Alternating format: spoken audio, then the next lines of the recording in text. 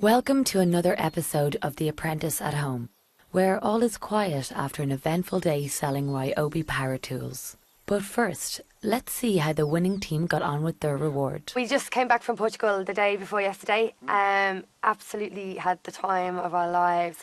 We arrived there and we were put up in this amazing 5-star Hilton hotel. Had 8 swimming pools and we had this big, massive dinner, and we were all getting on brilliant, which was great because in the task, there was a few kind of heated moments between myself and Barry, and I think Dave and Barry as well. So it was all great and we were delighted that we won.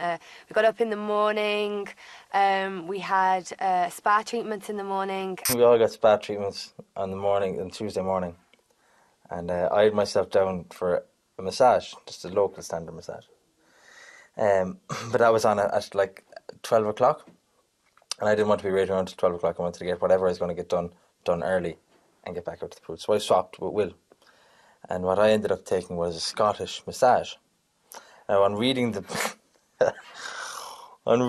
leaflet of what a Scottish massage is, it basically led me to believe that I was going to be sitting in a very high-powered jacuzzi with loads of jets and water streams. So that's fine.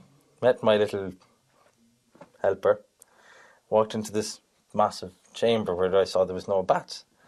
I was there, right. So I walked in my shorts, and she just goes, no. And she hands me what I could only describe as dental floss with a napkin running through it. So I'm here looking at her going, this is the chemistry. No, you put on. And so here I am, right? She steps out. I put on this teepee wigwam, some stupid thing to cover myself. And then she comes back into the room.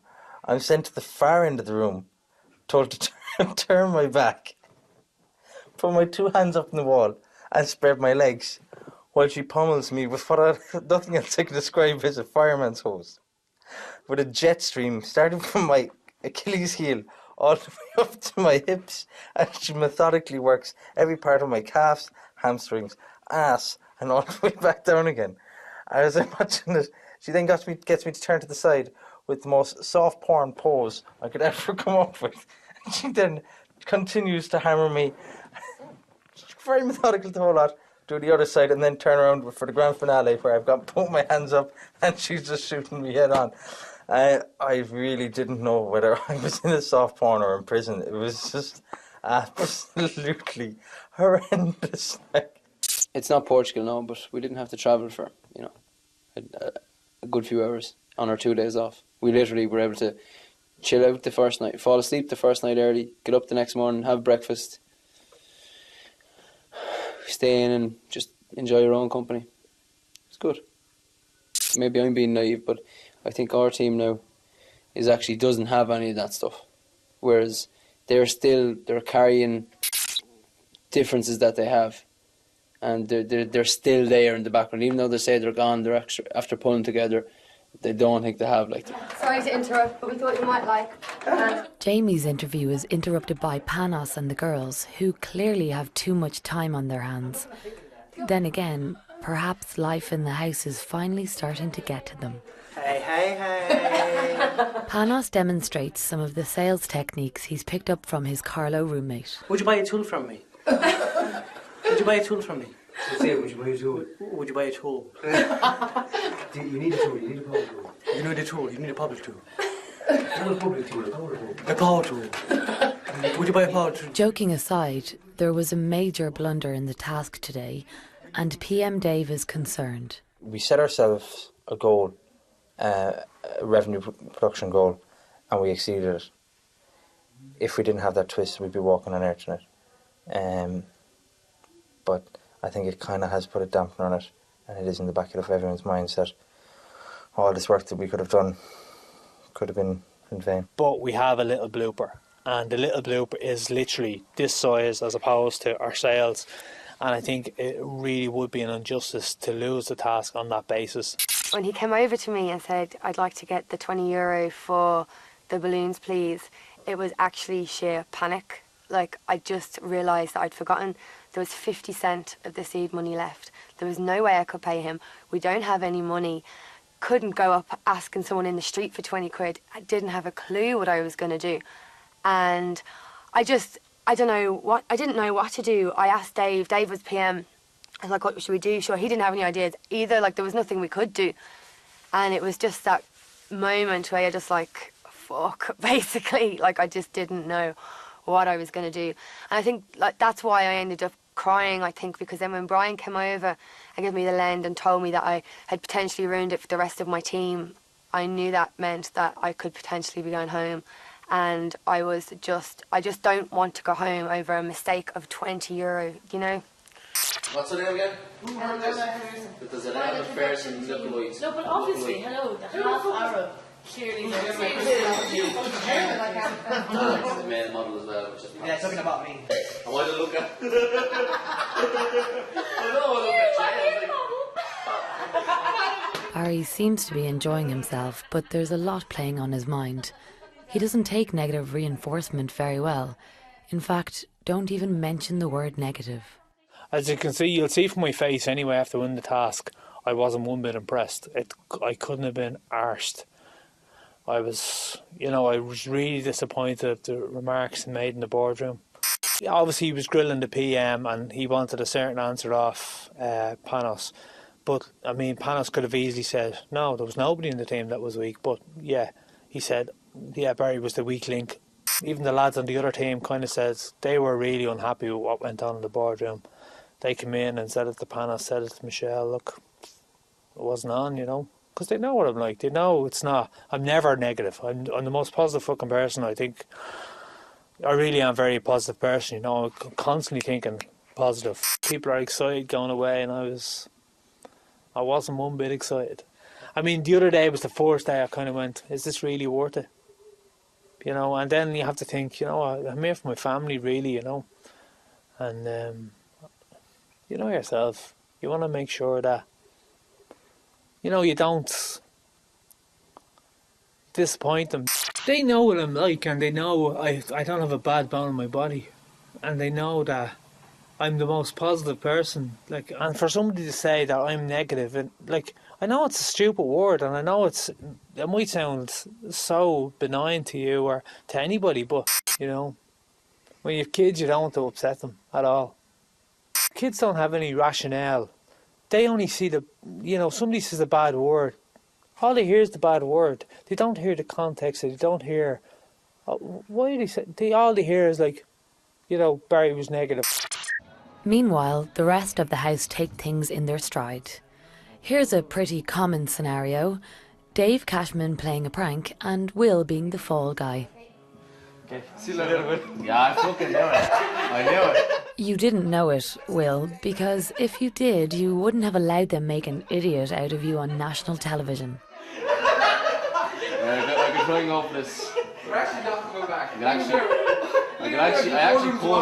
actually could go and get that. Well, when Cara's leaving in 10 minutes.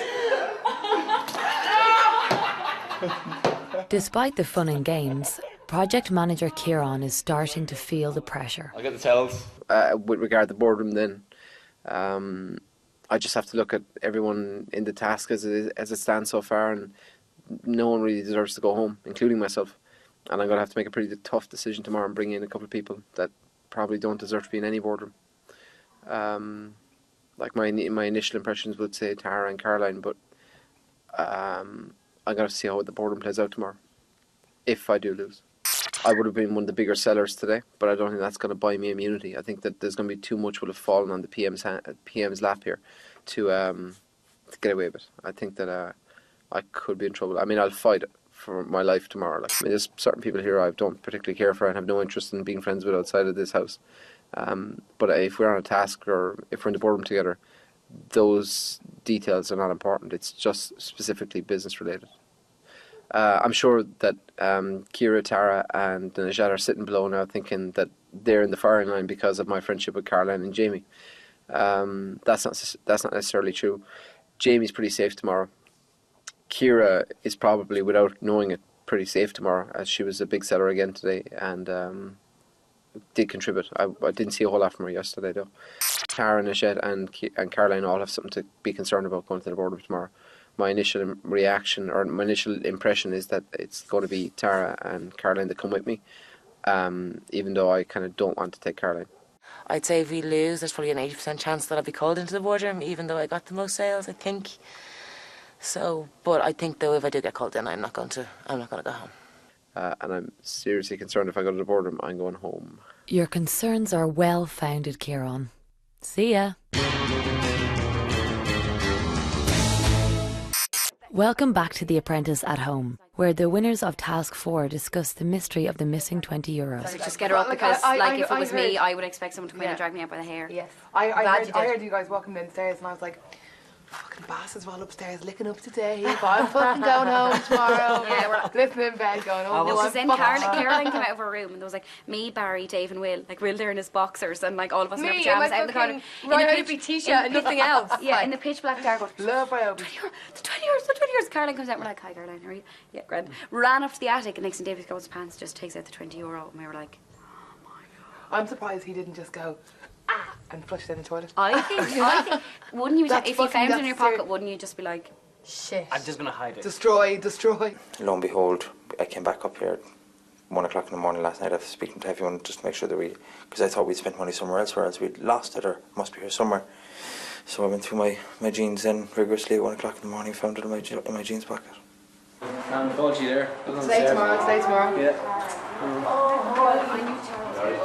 Back from the boardroom come the survivors of the losing team, and with them a whole world of controversy. Did something come out about here? No, like he was going through everyone when he went back in, like, and he kind of basically was going, obviously Tara had that whole jersey thing that none of us knew about that, and he went on about. At the end of the day, everyone knows that Caroline never sold in Task 1, she never sold in Task 2. She hasn't contributed a lot to any of the groups that she's in, and it's her time to go, and it was totally unjust that at the end of the day Kieran made a massive mistake because he'd still be in the competition if he brought Caroline in. I don't know what happened with Kira, why he picked Kira. I thought it was going to be, first I was like, right, definitely Tara's going in, and then I was like, Kira probably won't be brought back in, so there's the three of us standing on the back. He kind of said to basically that, you know, Jamie's ad was 24 hours. He basically would, by Jamie's ad, by saying tomorrow, all the footfall was going to come 24 hours later. So I think he was kind of planting the seed there that he might bring that, you know, to say maybe that's a reason that, bring Jamie. So that was one thing that he criticised Jamie about. Then he said to me, he was like, oh, look at you, you've made 0 sales. And I said, yeah, I know. And I said, a major division in the house is about to be revealed between those in the alliance and those who aren't. Even in the boardroom, Jamie and Kieran were like, you know, I know it's a sales task, but, you know, Caroline worked really, really hard, and, you know, but at the same time then when asked why we were brought into the boardroom, you know, because it was a sales task and it was all numbers, Kieran was saying, yeah, you know, and then when you bring in Caroline, and he couldn't even answer the question.